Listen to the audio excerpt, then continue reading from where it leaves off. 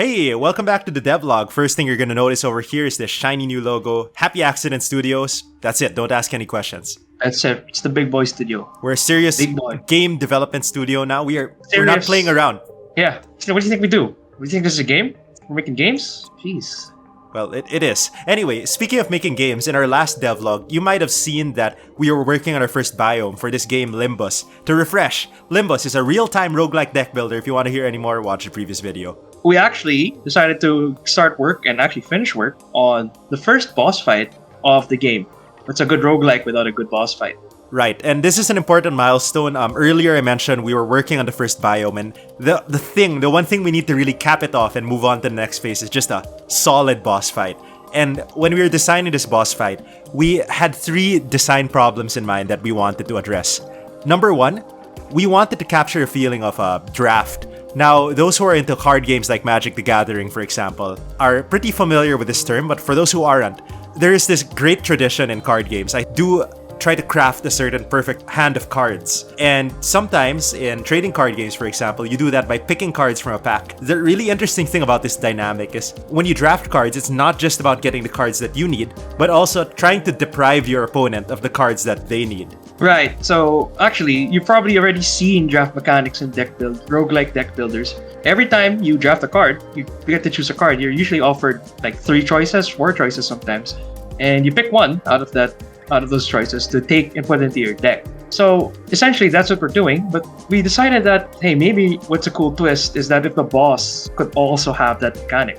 Right. Most games might implement this by, say having the boss just randomly pick from a pack of cards and those represent its abilities, but we wanted to give the player some agency and really make them responsible for their own downfall. If you're gonna take an L, it's on you. As you can see here on the screen, you'll actually be offered a set of cards right when you enter a boss room. And you can actually choose a number of these cards. Could be 2, could be 3, could be more. And actually those cards that you pick get added into the boss's attacks. So essentially they'll be able to throw out those attacks that you decided to draft for them. Yes, so this is a way of basically choosing the boss's moveset. Each boss will have its own base moveset independent of these cards, so they'll have their own attacks, they have their own mechanics, but it's kind of like you're at a Koko Ichiban, you're at a curry restaurant and the waiter goes up and asks, hey, how much spice do you want? You could bump it up, or you could keep it kind of mild. Keep it mild. Depends how you're feeling. The second thing we wanted to introduce was a sick reward for beating the boss. Now, in the tradition of games like Dark Souls, for example, you usually get like a little tidbit related to the boss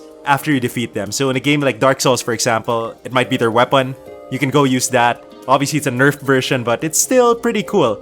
And we wanted to do the same thing here, while at the same time introducing a risk-reward mechanic.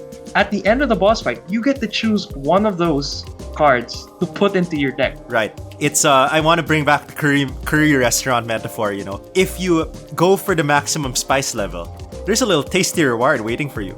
That's right. Very big, fat, juicy reward that you get to play, that you get to do. It's really up to you if you want to make the boss fight a little harder, but you get a much stronger card to take with you for the rest of your, roguelike journey. Yeah, in terms of implementing this, we actually did have to make a bunch of cards, so these cards are all based on the Arcana, so there are more than 20 of them, I believe. And for each one, we had to code in a boss version and a player version as well. Right, and as we mentioned, the player version is going to be a little bit weaker because it would be a little too strong if you had like the boss version of the attack. But the attack is basically the same, maybe a little differences for a few of them, but in essence, you get the exact same attack that the boss will have. So, it feels pretty cool to be wielding that. Yeah, you might notice that these things don't come with training wheels, so it doesn't actually say what the card does. But that's on you.